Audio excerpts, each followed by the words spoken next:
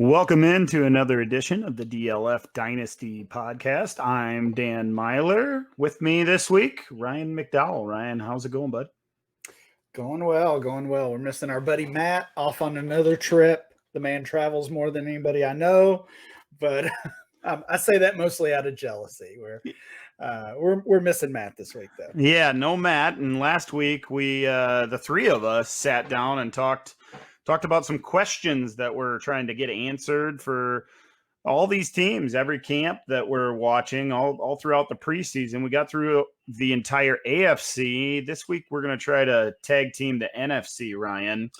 Before that, I'm not sure if there's anything noteworthy worth talking about right now. There's been, of course, rumblings in the news, and we actually had NFL football with the Hall of Fame game, if you can call it that, I guess. But if there was any takeaway from that game, Ryan, it's probably that Chase Claypool reminded everybody that he's a wide receiver one in the lurking as a wide receiver one, huh? I think so. It also hopefully reminded his coach and coaches around the league to be careful with these guys in the preseason. He got banged up a little bit as he landed on that ball and gave me a big scare. Yeah, all of us that have him on our dynasty rosters kind of gasped with him as he caught his breath, and hopefully he'll be okay. It sounds like he's going to be. That was the true takeaway from that game. It was so fun to watch football again, Ryan, first of all. Yeah. And then secondly, especially when there's only a handful of starters on the field, these guys really can shine, and Claypool did that with that big 45-yard catch. I was aching for something like that. And the Claypool, that made it worth watching that football game. For sure. I was surprised to see Najee Harris play into the second quarter as well. Yep. So I don't know. It'll be a little different this year with fewer preseason games. We'll see how these coaches handle the players, and obviously COVID and all the protocols still looming overhead as well. So I don't know if we'll see too much of the stars in general in the preseason, but that's okay. Yeah, I'm such a dork. I watched the entire Hall of Fame game. I'm sure a lot of people turned that off after a few series. And then on Saturday night, the Packers had their family night. So I found that online and had to watch that replay here on Sunday afternoon. So watched all of that, saw Jordan Love make a few throws, and was excited about that in the rain of all things. Let's get to these camp questions, Ryan, and we'll get a chance to talk about the Green Bay Packers, but we'll go in alphabetical order as we did last week and start in Arizona. Is there a question that's on your mind when it comes to the Arizona Cardinals and what we're thinking about as dynasty managers with that team? The Cardinals really do feel like an offense that can take the next step. Of course, they've got that young quarterback in Kyler Murray, locked in wide receiver one with DeAndre Hopkins. I'm just thinking after Nuke, who's the wide receiver that we really want on our rosters? And again, like some of the questions that we talked about last week, from a dynasty standpoint, it's pretty easy.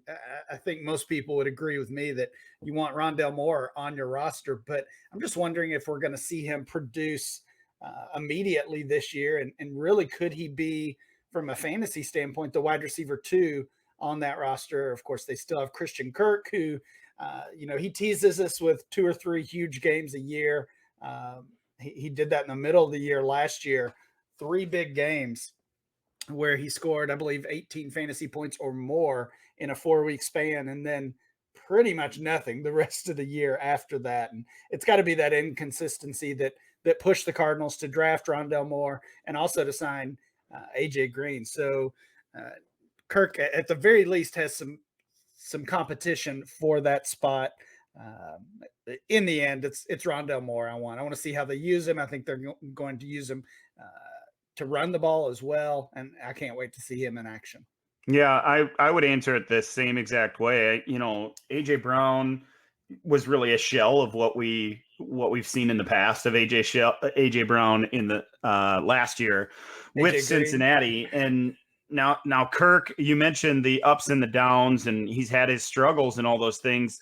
The expectation before Moore was drafted, Ryan, was that maybe Kirk would slide back inside, play a little bit more in the slot, and take a little bit of that Larry Fitzgerald role and be that bigger slot. And now with Moore on the roster, it feels murky at best for Christian Kirk. So it's hard to answer that question with Kirk, even if you try to look through a 2021 only lens and try to identify the guy that we might be putting in our lineup to be a flex player or maybe even a wide receiver 3 out of that offense. I don't know that there's going to be that guy. And I'm as excited about Moore as you are or any other dynasty manager that's out there.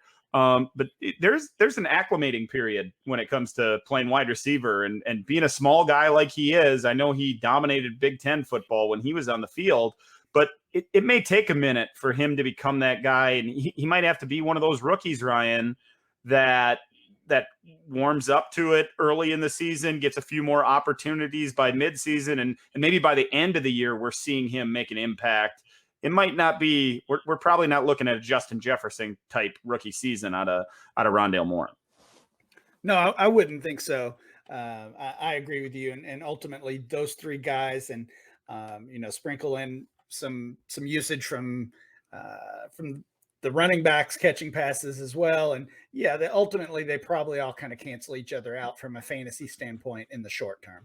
I tried to find some vacated target numbers when it came to the Cardinals to try to identify and see what's really available, because Hopkins is, as long as he's healthy, he's going to get his. And they had running backs catching the ball, but they weren't a major part of that passing game. Larry Fitzgerald at this point doesn't look like he's going to be back. I don't think he's retired officially, but he had 72 targets. I think if Rondale Moore or really any of these guys hit 72 targets, that's about what can be expected. And those are going to be really spread out between Green and Kirk and Moore. And, if that's what happens, there's just not a lot of value to be gained.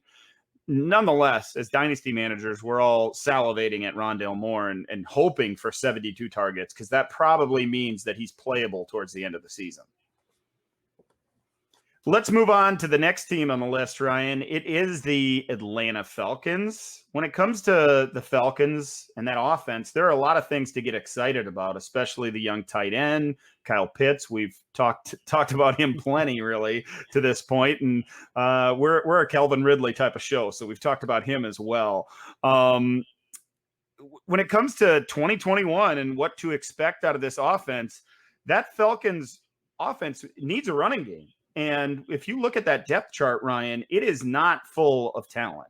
They have Mike Davis, of course, coming over from Carolina, who really saved a lot of Christian McCaffrey managers last year, at least the ones that were able to add him to a roster and kept things afloat while McCaffrey was missing. But I think overall, most dynasty managers, Ryan, would say that Mike Davis was maddening to own last year. To try to identify which weeks we want him in our lineup, that was rough. So if there's a question in Atlanta, it's probably, can Mike Davis replicate what he did a year ago in Carolina? And maybe even can he be a little bit more consistent for us? Yeah, we look back at that season Mike Davis had, and you look at the final numbers, and he finished as an RB1, which of course is impressive for any player of his caliber. He's a lifelong backup, career-long backup, basically, and stepped right in and produced when McCaffrey was out. But we do kind of lose that perspective that we had from a week-to-week basis last year, that he was hot and cold. He had, I believe he had 5 games where he scored 9 fantasy points or fewer. And that was with, or when McCaffrey was out of the lineup. That wasn't, that wasn't cherry picking those 2 or 3 games that McCaffrey played. But ultimately, it's hard to take anything away from Davis as really an impressive story from a year ago. Now, shifting over to Atlanta, I don't know if he can replicate that, even without the competition that obviously McCaffrey would have, and that he's lacking in Atlanta. You look at the Atlanta backfield, and it's kind of a chicken or the egg situation. Like, have they struggled because they've had lackluster talent at running back, or have they struggled for more big picture reasons, that their offense just doesn't produce running backs. You look at last year, of course, they signed Todd Gurley. He started off well, but ended the season as the RB29. 2019, Devontae Freeman was in and out of the lineup. He finished as RB20. And going back to 2018, Tevin Coleman was the RB18. So we think about that Devontae Freeman RB1 overall season, but it's been quite a while now since that actually happened. And we've all looked at Atlanta as a great landing spot when we were talking about where the rookies might land. I'm not so sure it's a good landing spot for a rookie or for Mike Davis. I think he's going to be hard pressed to have another RB1 season this year. Yeah, I think so too. I fall in line with you. And part of the reason of that is because the expectations of that defense is not to be one of the top in the top half when it comes to putting holding down opposing offenses. So, you try to start thinking about game scripts and how things are going to go. They play a couple of tough teams in that division, a couple tough offenses, and a relatively tough schedule that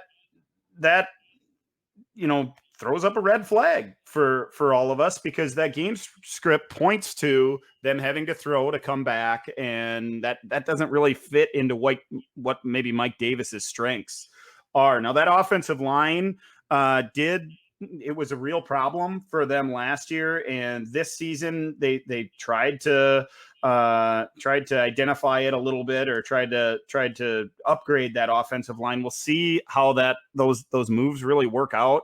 I'm a little bit leery. I'm not investing heavily in Mike Davis. I know a lot of dynasty players out there, Ryan, are counting on him to be a running back too, and maybe even some that are thinking they're competing for a title are thinking, man, I'm stacked. I got Mike Davis as my RB3. I'm not even convinced that that's good enough.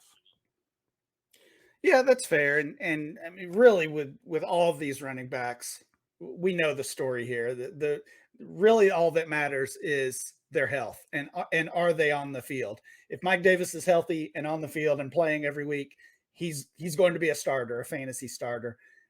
Whether that's a low end RB2 or maybe more of a flex guy, either way, he's going to be in your lineup. It's just a matter of how much upside does he offer, and that's kind of where I get concerned. I don't know if that Atlanta offense is going to offer the same upside that Carolina did a year ago. Yeah, that offensive line, they've invested high draft picks in the last couple of years. That Caleb McGarry, he was a first round pick a couple of years ago. He's still there. Chris Lindstrom is expected to be an offensive guard that will really help them out and is expected to get better. And of course, they have Jake Matthews there on the outside. So we'll see how things go. The one thing in the corner of those that are really counting on Davis to be a big time player for them is the lack of depth at the position. It's not like they have another guy to turn to immediately. We're hearing reports that Quadre Olesen is most likely the backup at this point. Of course, they drafted Javion Hawkins, who had those big seasons at Louisville, a 1,500-yard season in 2019 with 9 touchdowns, and then just under 1,000 yards in his final year. Had a couple injuries there, 7 touchdowns, and caught a few passes as well. So maybe he can mix in. I don't know if we're, as dynasty managers, Ryan, expecting either of those guys to grab hold of that job and become a guy that we can count on in dynasty. No, I don't think of either of those guys as having much upside. And if Davis were to go down with any kind of injury, or honestly, if he just struggled so badly that they needed to work some of the other guys in, I don't think either of those would solely take his job. I mean, Hawkins is just not big enough. He was actually undrafted out of Louisville. Right. So he just doesn't have the size to be anywhere close to an every down back.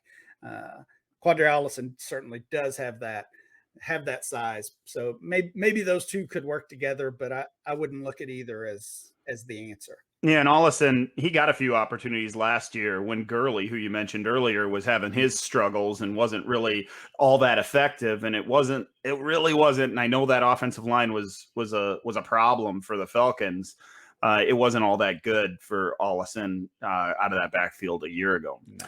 How about their division mates? It's the Carolina Panthers, who let Mike Davis go in free agency, but added a big free agent of their own. It was the quarterback, Sam Darnold. When it comes to Darnold and really any ex-Jet, or really, Ryan, any ex-Adam Gase playmaker, really, right? Yeah. All we think about is how all these other names in the past, the guys like Ryan Tannehill and Kenyon Drake, Devontae Parker, and even Mike Gesicki, how these guys have post-Adam Gase become fantasy playmakers, guys that we can put in our starting lineup when they were really not even close to that when Gase was their head coach. So the question in Carolina has to be, is Sam Darnold the latest of the post Adam Gase careers to take the next step and become a player that we want on our dynasty rosters? I mean, right now I have a hard time seeing it, but I had a hard time seeing it with Ryan Tannehill too, and he went into Tennessee as the backup and took Marcus Mariota's job. So it certainly could happen. We were just talking about the upside of the Carolina offense in general with Mike Davis. So you have to kind of like that coaching staff, that offensive scheme, and certainly the weapons that they have in Carolina for Sam Darnold. You know, I was actually surprised he's got 8 quarterback one games in his 3-year career. I honestly thought it would be even fewer than that. I looked back at Teddy Bridgewater a year ago, and Bridgewater finished as the quarterback 18. We don't think of him as having a great season a year ago, but he did support those 3 wide receivers who all finished as wide receiver 2 or high-end wide receiver 3s.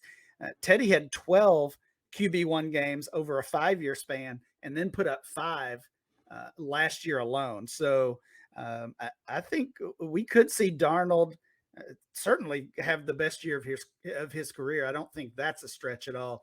I don't think he gets into that QB1 range. I don't think he regains that much value, but I think he'll just be fine. And I think those receivers in Carolina will be just fine as well. Yeah, and you know, Darnold's missed some games in his career. So you mentioned those 8 QB1 finishes. He hasn't played more than 13 games in those 3 seasons, played 38 total games, started all 38 of them, has a positive touchdown to interception ratio, 45-39. And while that might not be all that great when it comes to other numbers that you look at across the league, he's still a young guy, you know, and was selected high in the NFL draft. He was supposed to be one of those guys you can count on, those quarterbacks of the future. There were things to like about Sam Darnold coming out of USC. I think those things still exist, and he's shown that at times. If you watch his time even with the Jets, he makes some pretty nice throws into windows that not a lot of quarterbacks can make. If he can hone that a little bit, and I think he has the coach there. He certainly has the weapons there in Carolina. I don't want to overlook him for sure. He's a guy that I don't mind having as my quarterback 3 on any dynasty roster, whether it's super flex or even in a single quarterback league, because there still is upside. Let's go to the Windy City and talk about the Chicago Bears, Ryan. Couple pass catchers that could be breakouts there that we're thinking about. It's Cole Kmet. It's Darnell Mooney. There's certainly opportunity here. If you had to make a bet, which is the first to break out? Is it Kmet or Mooney? I think dynasty managers are excited about both of those guys, and the expectation is that eventually they do both become fantasy starters. Obviously, that's influenced heavily by the arrival of Justin Fields in Chicago as well. But I think it really comes down to the depth charts, and none of us can believe it, but Jimmy Graham's still hanging around on that roster, and actually had a kind of a bounce back season a year ago, and certainly outperformed what most of us thought he would do. He's still there, kind of holding Cole Kmet back at least a little bit, while Darnell Mooney, it's wide open. They finally dumped Anthony Miller, who we heard trade rumors involving him all off season. He's now gone. And that wide receiver 2 job certainly belongs to Darnell Mooney. And again, with Justin Fields looking like he might even be that week 1 starter. We might not have to wait long to see Fields. I think I would have to go with Darnell Mooney here as the player who breaks out sooner.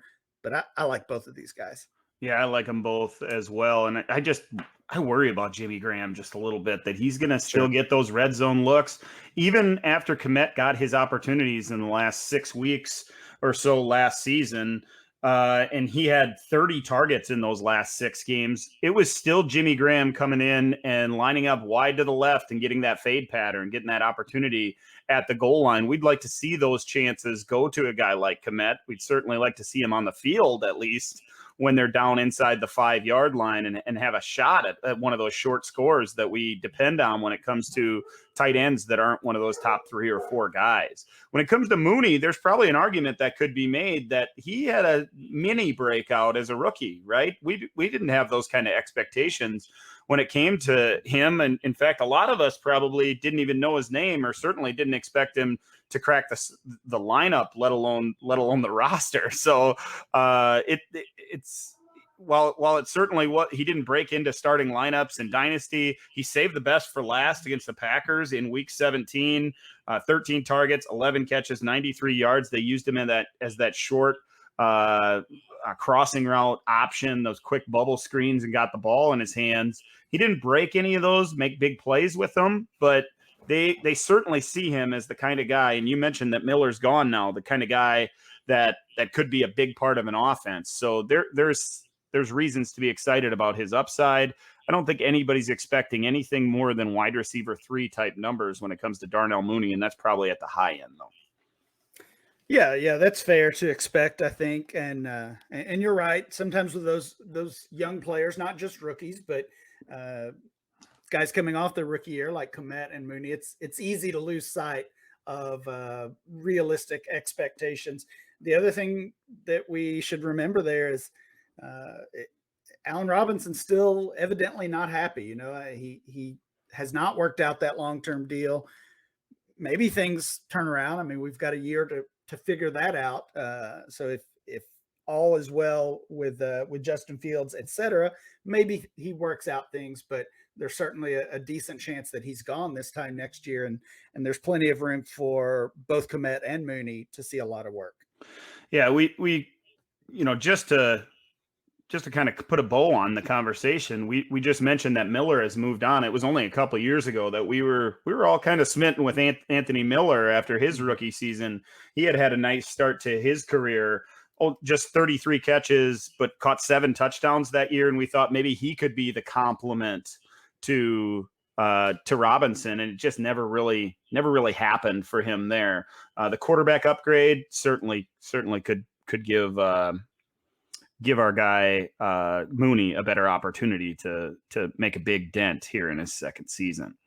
How about the Dallas Cowboys, Ryan? This is a fun team to think about because we all saw the upside in the first month before Dak went down to injury in 2020. The running back was getting his, all the wide receivers were catching the ball, tight ends were making plays in that offense, and Dak was on a world beater type pace. So you could ask a whole bunch of questions, when it comes to the Cowboys. Again, we don't expect this Cowboys defense to be all that good. They're going to give up points. That offense is going to have to put up points, which bodes well for all of us in fantasy. I think if there's one question that I'm thinking about over anything else, and at this time of the year, Ryan, we as Dynasty analysts, we start looking a little bit at redraft numbers, redraft ADP. Let's see where there are variables that are way off. And I think one of the biggest names on those lists is Ezekiel Elliott. You see him drafted in the first round in startups, or excuse me, in redraft drafts right now, and he's fallen outside of the top 12, even deeper in some dynasty startups. So there is an expectation in the fantasy community that Zeke's going to have a big bounce back, but in dynasty we can buy him a little cheaper than that. So I'm wondering, considering that undervalued price tag in dynasty, what is Zeke's 2021 upside, and at what point are we going to buy Zeke? I think the ideal point to buy him was right after the season ended last year, because I mean, I think he you were was talking about that too, Ryan. You were mentioning him whenever you could. He was he was he was that player that no one wanted. We were worried about the age. We're worried about a down year, and if you traded for him in those early early offseason months, January, February, March, if you traded for him or if you did an early startup and grabbed him in the second or third or even fourth round, which is where he was falling, you're profiting big time right now, because not only is his redraft value, as you mentioned, pretty high. He's a top 5 pick in redraft, but his dynasty value and ADP is bouncing back as well. He actually never dropped out of the second round according to our ADP. I know I looked at a few dynasty drafts where he was, as I mentioned, falling to the third, fourth round, but now he's back to the top of the second round. So you can still buy, I think, and make a profit. But your real chance to do that was early in the offseason. I mean, you just look back. You talked about kind of the pace that they were on before the Dak injury. That's weeks 1 through 5. After 5 weeks, Zeke Elliott was the RB3 from week 6 on, with Dak Prescott out of the lineup. He's the RB24. So obviously a huge difference there. But I love the value that Zeke offers now. And as far as his upside, I think he could be the RB1 in 2021. Yeah, I think you're right that he has that kind of ceiling. Could be the guy that carries dynasty managers to championships. And we all remember the end of last season when we couldn't even put him in our starting lineup. We saw trades where he was getting dealt for RB2s late in the season around the trade deadline in these leagues. And while those values aren't still available, we can't do those kind of trades today, I still think he's undervalued. We've recently done some multi-copy auctions where Zeke still doesn't get treated like a top 5 or even a top 10 running back when it comes to prices spent. And I know he's in that age group, right around, I think he's 26 right now. He might be 27. I'm not sure. But he's right around that age group where we're usually saying it's time to get out. But he's got a chip on his shoulder right now. He wants to be part of the solution down there in Dallas, not the problem. I really do believe that. And if they get things rolling, especially early in the year offensively, he could be in for a record-breaking type season. Zeke's certainly a guy that you want in your starting lineup week in and week out, whether you're in dynasty or redraft. Yeah, he is still just 26, actually same age as Alvin Kamara, same age as Dalvin Cook. We're seeing those two guys consistently go in the top 5 of dynasty startups, whereas Zeke is falling out of that first round. And that may not sound like a huge difference in ADP, but a top 5 pick versus a pick in the mid-teens is a huge gap. And to me, those players should have relatively the same value. Really, you're right, and think about that in a startup mindset. So you're able to take one of these elite wide receivers in the late first and come back and still get who could be the number 1 running back, an elite running back in round 2 to get going. When others were paying the 3rd and 4th and 5th pick for their guys of the same age that are expected to do the same kind of thing. There's certainly value there with the Dallas running back. I don't know if there's a whole lot of value with the team we're about to talk about here. It's the Detroit Lions. And, really, Ryan, there's a lot of questions you could ask. And it'd be fun to have a conversation about TJ Hawkinson, because he's one of the lone bright spots. You could say the same about DeAndre Swift and the young running back there. But, when it comes down to it, somebody's got to catch passes in that wide receiver core, right? And you can say what you want about the quarterback and his struggles getting the ball down the field when he was in Los Angeles, but somebody in this wide receiver room has to be the number 1 guy. So we have Perriman, we have St. Brown, we have Tyrell Williams, we have Quintez Cephas. All these guys are bunched together, and there isn't a guy in the top 60 according to our ADP. In any of them. So who's the guy that we want to invest in? Is there somebody that you're thinking that, man, that's the one? Because there's going to be a guy that you can get wide receiver 3 or flex numbers out of. Who's that guy for you? Yeah, I don't know if there is a guy, honestly. And every year we have a team like this. Well, Swift is going to catch a lot of passes, though. I think he could. I think Hawkinson and Swift could both, be in the top 3, top 5 of their respective positions when it comes to targets and all receiving numbers. That wouldn't surprise me at all, because those are the two talents on this team. And every year we have that team that's thin at wide receiver, and that case is made exactly what you just said. Somebody has to catch the ball. And yeah, that's true. And one of these guys, or a couple of these guys, maybe all 4 of these receivers that you mentioned, are going to pop up with a random wide receiver 1 or wide receiver 2 game throughout the season. I'm not going to try to pretend I can figure out when that is. I don't want any of these guys. I guess the only good news is they're all still cheap, as you mentioned, still all outside the top 60 ADP, top 60 wide receivers. I assume that's what you were referencing there. Yep. So still cheap. That's the good news. I think a lot of dynasty players will lean towards St. Brown as the rookie, or I know Matt likes Quintez Cephas, still kind of hanging on to him. And if you have to pick one, I'm going to pick the younger guy just to see what happens. I mean, Perriman and Tyrell Williams just haven't even been able to stay on the field consistently during their career. So mostly I'm avoiding all 4 of those guys. If I had to pick one, I would take St. Brown. Yeah, I think I would too. And I've kind of made my case for why I don't think St. Brown is necessarily a great NFL wide receiver. However, there's opportunity there, and opportunity may be the most important factor when it comes to fantasy production in some situations. This is one of those opportunities. This is one of those spots where somebody's got to catch some balls. And we've seen teams not support even a single wide receiver in the top 48 among wide receivers. That has happened, not all that many times, though. It doesn't happen regularly. So I still bet against it. I think somebody's going to separate themselves from the rest. I'm not 100% sure who that's going to be. If I had to guess in 2021, I would say one of the veterans. I would say Tyrell Williams has his best season in his career, which really isn't saying all that much. Or Perriman kind of unlocks what he did in Tampa Bay a couple of years ago and makes some deep down the field plays. I don't know if that translates to wide receiver 3 numbers or start a startable guy week in and week out.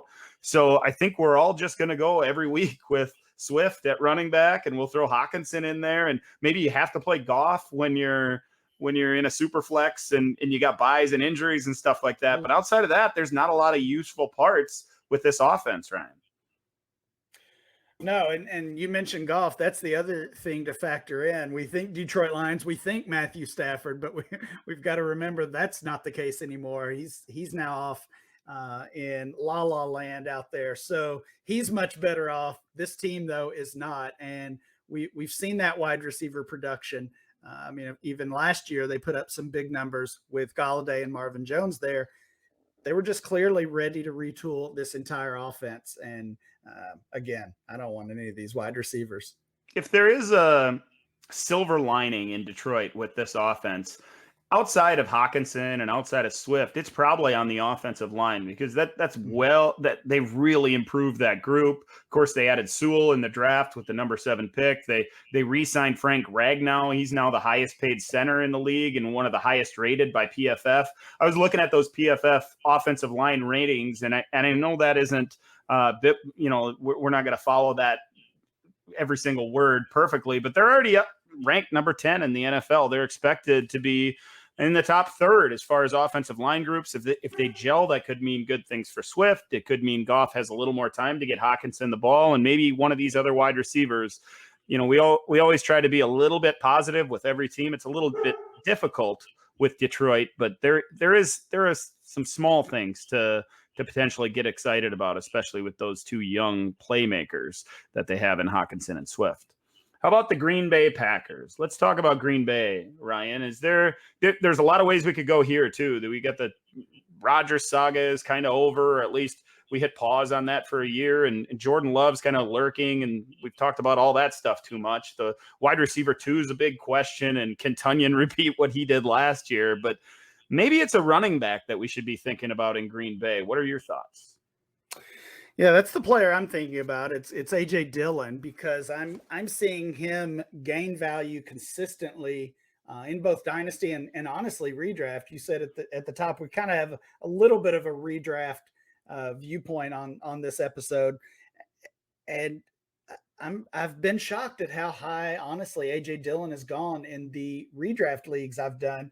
I'm just wondering if you think he can have standalone value this year. I look back at what Jamal Williams has done, and obviously with Aaron Jones back on that new contract, I think the theory is that Dillon just slides into that Jamal Williams role. They're not quite the same type of backs, but Williams has done just enough over the years to be a thorn in Aaron Jones' side, but he's never really broken through for that consistent fantasy production. He's been the RB 38, RB 35, RB 45, RB 34 throughout the 4 seasons of his career, and if that's kind of where AJ Dillon is landing, he's probably overvalued right now.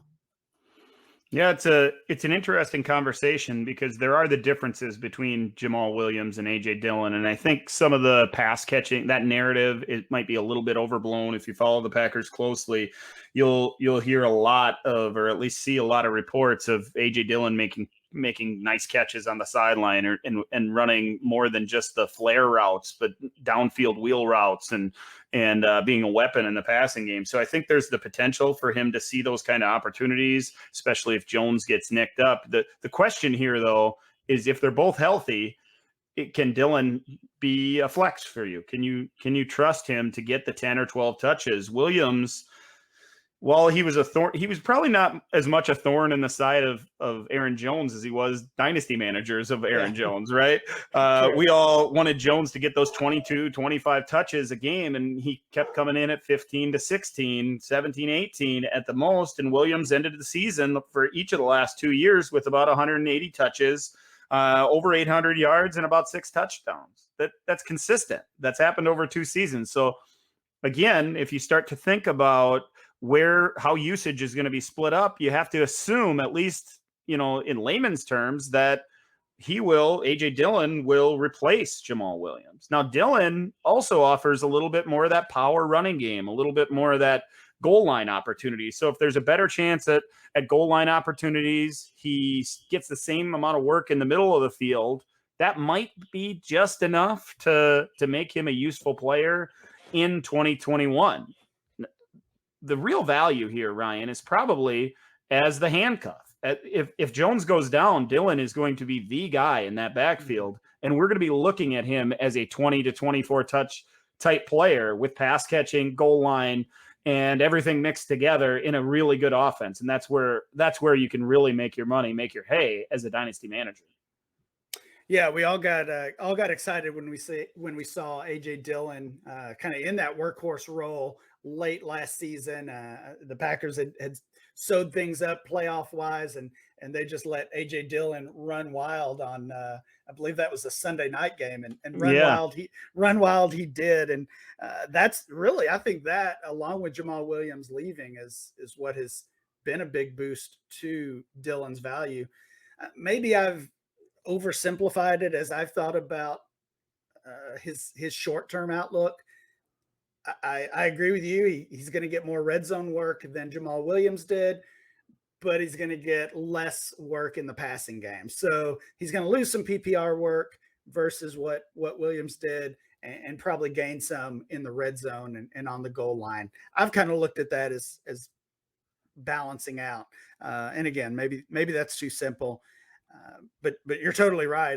If Aaron Jones were to go down, it's a gold mine. Yeah, I'm excited to see how they use both these guys. I think there's a very real possibility that they're playing double-digit snaps on the field at the same time, Jones and Dillon, maybe even upwards of 20 snaps a game, where they're using Jones as a jet sweep type option and Dillon off of that, and they're clearing pass for Dillon using Jones's athleticism and pass catching. If that's what they're doing, if that's what that coaching staff is planning for this season, there will be standalone value. If he's just simply the guy who spells Jones and is waiting, lurking for that injury, looking for his opportunity, he's going to need that injury to be really valuable and in your starting lineup weekly in 2021. How about the LA Rams, Ryan? This is probably the biggest news story of the last month or so, and there's been a lot of them. But when it comes to fantasy, it's all about Cam Akers and that injury and how that not only affects him long term for the dynasty guys like us, but also in the short term for just 2021. Darrell Henderson is in line for a big jump in touches and carries, and he'll be used out of the backfield in the passing game. He has a real high ceiling, but how high is that ceiling? And in turn, how much are we willing to pay to get it at this point? Because if he has a big preseason game, certainly if he has a big week 1, it is going to explode. Yeah, it really is. And again, we're talking, mixing in a little bit of redraft in this show. As soon as that Akers injury was reported, I was actually in a redraft early in the rounds of a redraft. We were in the 3rd round. Of course, someone had already drafted Cam Akers, but immediately Darrell Henderson was scooped up early in round 3 of a redraft league. Back to Dynasty, I saw trades of Darrell Henderson for a future 1st-round pick, which, of course, that wouldn't have happened hours before, days before, prior to that injury. And we've talked about Henderson on here. I'm still not willing to give up a 1st-round pick for him. I don't think he's quite there. We do have some new ADP on Darrell Henderson. He's up to the 7th round, which I think is that's about what I had projected. He's around James Robinson, Myles Gaskin. Those are kind of the players in the range where he's being drafted. I do think we're talking ceiling here. I think his ceiling is higher than those 2 players. Of course, we were looking at Cam Akers as a guy who could be an RB1 in this offense. I don't think Darrell Henderson is the same type of back as Cam Akers. I don't think he has that talent. But even last year in that shared backfield, he was the top 15 running back 4 different times. So I do think there's a ceiling there. Again, it comes down to health. I think it's reasonable that Darrell Henderson could be a low-end RB1 over the full season in 2021.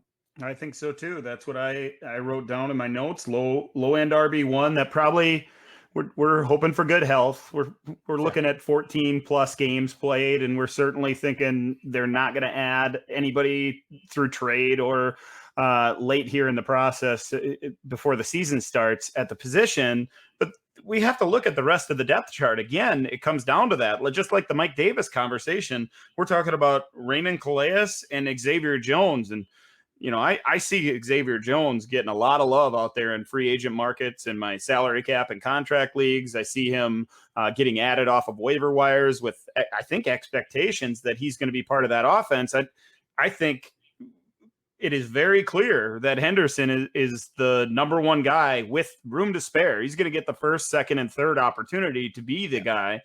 And despite having those opportunities in the past, especially in his rookie season, where, let's be completely honest, he was a disappointment after being a relatively high draft pick and coming into an offense that we were excited about him being a part of. In his 2nd year, he averaged 4.5 yards a carry, and he looked explosive. He made multiple really nice catches in the screen game and in the passing game that turned into big plays and even touchdowns. He had a opportunity late in the season to take over for Akers last year when they were playing against one of the best run defenses in the league in Seattle. And all of us worried. We're like, we'd love to slide him into our starting lineup and get excited about him, but he's probably only a low-end RB2 or maybe a flex type guy.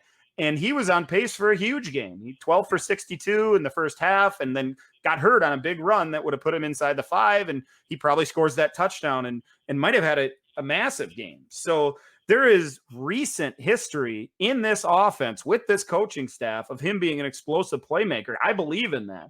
I think I have no problem with people giving a future 1st-round pick if you are deep, if you're not only a contender, but I want that to be the kind of team where Henderson isn't the running back 2 that puts you over the edge. He's the running back 3. He's the guy going into your flex because you have 2 studs already. If that's the type of move you're making, I don't have any kind of problem. But if you're not being honest about your roster, if you think, man, I got Zeke and nothing else, and my receivers are pretty good, but not great, but I could contend if I had a running back too, then that's not a good trade because you're 2 injuries away from that being the third pick in the draft next year. Let's not make those kind of moves. Let's jump over to the Minnesota Vikings, Ryan. There's a lot of things to talk about here as well, but when you think about the Vikings, you're probably thinking about that stud wide receiver, that guy who lit the world on fire last year with the 1,400 yards and all the touchdowns. It's Justin Jefferson. I don't know that people are worried about it, but it's worthy of thinking about. How replicable is that performance from last season? Jefferson made so many huge plays, and they still have to spread the ball out. There's a lot. There's 3 legitimate playmakers on this team. They're a run-first offense with a defensive-minded head coach. Is Justin Jefferson, Ryan, gonna repeat what he did in that magical rookie season?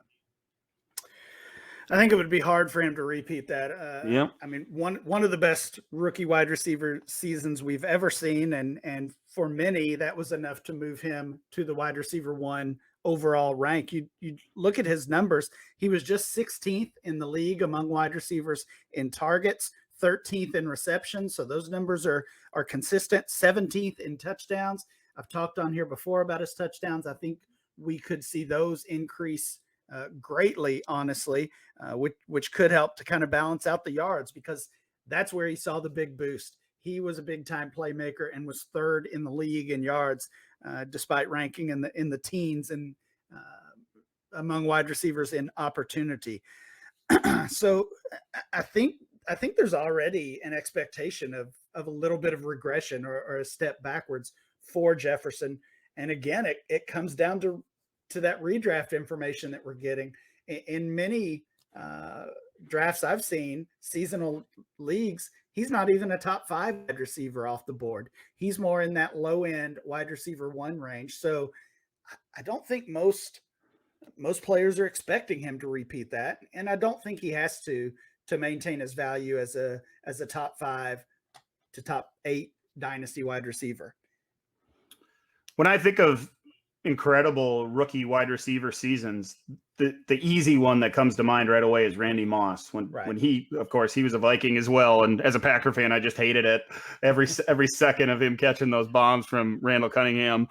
69 catches, 1,313 yards, and 17 touchdowns in that unbelievable season. Anquan Bolden also had a magnificent rookie season, over 100 catches, 1,300 yards, 8 touchdowns for the Arizona Cardinals. These guys did not disappoint in their second seasons. They had 1,000+ yard seasons, multiple or double-digit touchdown seasons. I don't think the expectation is that he's going to disappoint. The real question is, can he be that wide receiver 1? And you mentioned the difference between the redraft philosophy and the dynasty philosophy right now. I personally would not take Justin Jefferson to be my wide receiver 1. I wouldn't use a first round or even a high second round draft pick on a guy like that because the position is so deep. Plus, if I was going to, I would much rather have AJ Brown. I prefer him and a couple others, maybe DK Metcalf even, because I just see them as those physical freaks that can dominate football games. Not that Jefferson can't, but he does it a little bit differently. And he feels like one of those receivers that maybe could be taken away defensively by some. So I love Justin Jefferson, and his upside is through the roof. He could have an even better season in year 1. But if I had to make a bet, is he going to have 1,400 yards? Is he going to have all those touchdowns this year? I'd probably bet no, because that's the safer way to go, right? Yeah, I mean, you're totally right. And you make a good point just about his frame versus some of the other top wide receivers in the game. I think that makes sense. And just the depth of the position. Some of the names you mentioned and plus the veterans, Tyreek Hill, Devontae Adams. I'm not sure. In fact, I know there's not a consensus overall wide receiver 1 right now. And again, that just goes to the depth of the position that we've talked about so much. We got to get through the rest of these NFC teams, Ryan. But before we do, let's talk about our friends over at Monkey Knife Fight, the daily fantasy sports Site for the rest of us. Even if you've played those DFS sites in the past, your experience with Monkey Knife Fight will feel completely different. No more competing against professional players or working through time-consuming salary caps. With Monkey Knife Fight, you choose from unique, easy-to-play games, including the popular More or Less contests, where you can bet on if your favorite NFL player will have more or less yards than predicted.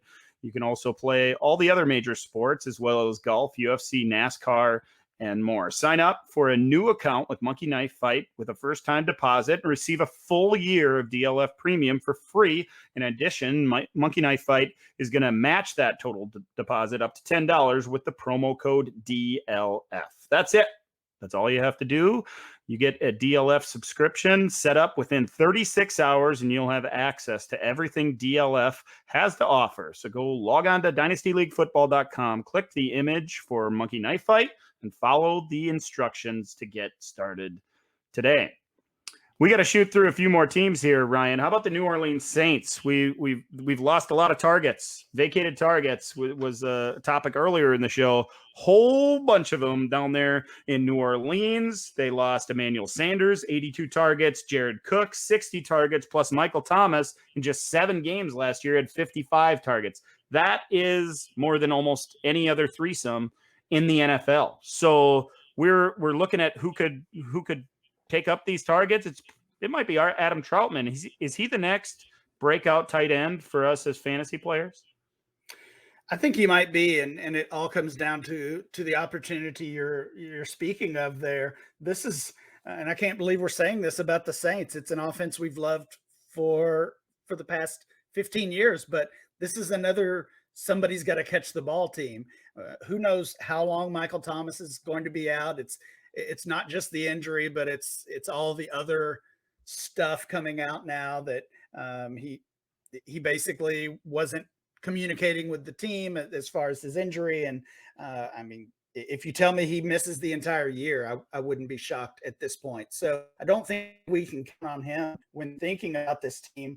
At least Traquan Smith and Marquez Callaway, who I love as a deep sleeper, but I'm not expecting 1,000 yards out of him. And of course, Alvin Kamara is going to see plenty of work in the passing game, as he always does. But that also leaves Adam Troutman. You mentioned Jared Cook gone. Wide open path for Troutman to make an impact. The Saints don't really value draft picks in the way so many other teams do. They trade them around haphazardly, I think would be fair to say. But they traded up multiple picks or traded multiple picks to move up and draft Adam Troutman 2 years ago.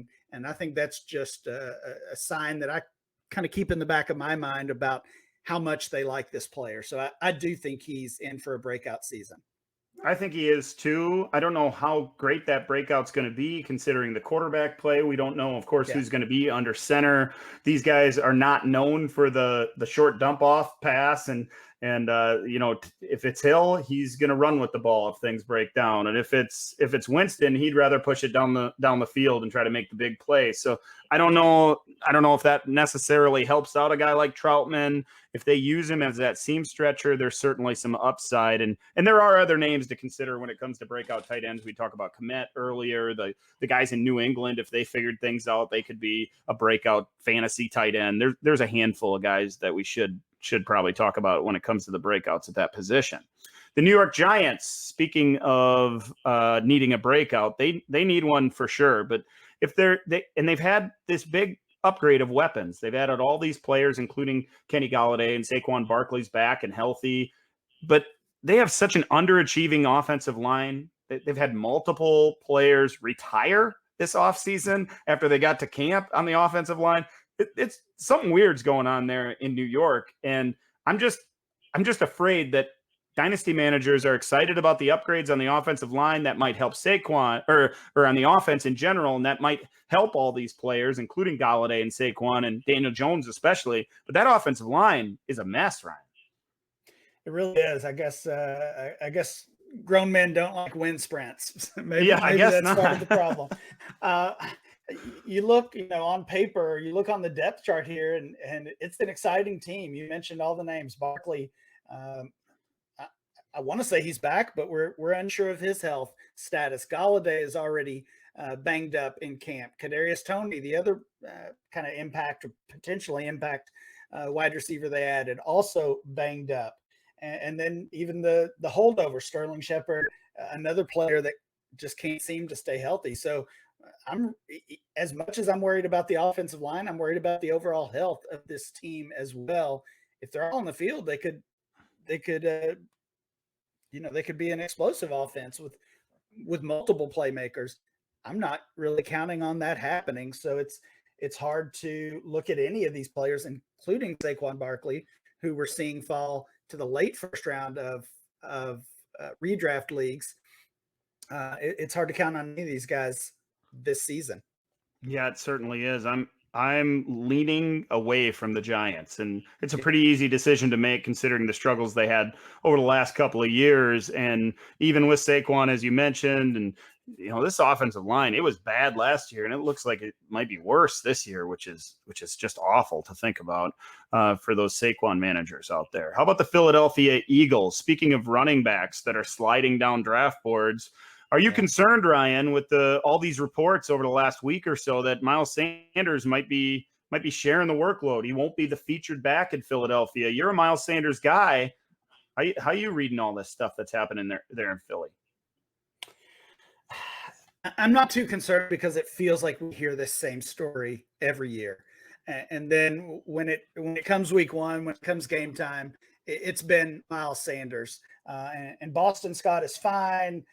Kenneth Gainwell is fine. They also add Kerryon Johnson and Jordan Howard. We'll see how many of those guys actually make the week one roster. But you look at the offense, including Jalen Hurts, including these unproven wide receivers, and in some ways it feels like Miles Sanders is their best bet at gaining yards and putting up points. So taking him out of the lineup, taking him off the field just seems unwise. I don't think it's going to happen.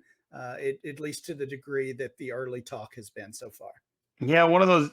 It all started with that beat reporter who was talking about how Miles Sanders and Boston Scott are going to end up splitting touches, and it could be an even workload this season. And gosh, you look at that roster of running backs, including Scott and Gainwell, and it feels like Miles Sanders is so much more talented than what else is around him. So it feels like a bunch of talk right now in the preseason. Everybody's got to be talking about something.